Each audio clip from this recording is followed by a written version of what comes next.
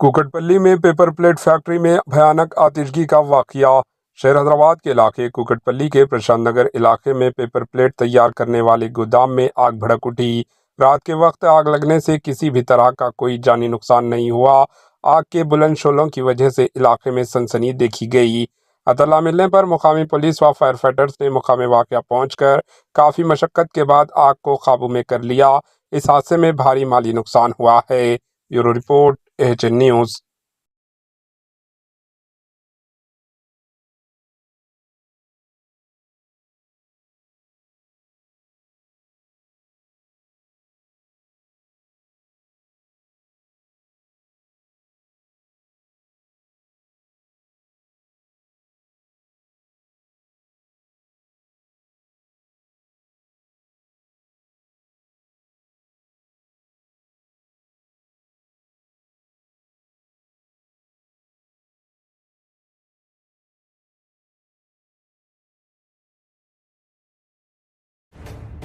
AHN news के YouTube channel को subscribe करें और बेल आइकन को दबाना ना भूलें ताकि आपको हर नई आने वाली वीडियो का नोटिफिकेशन बर वक्त मिल सके।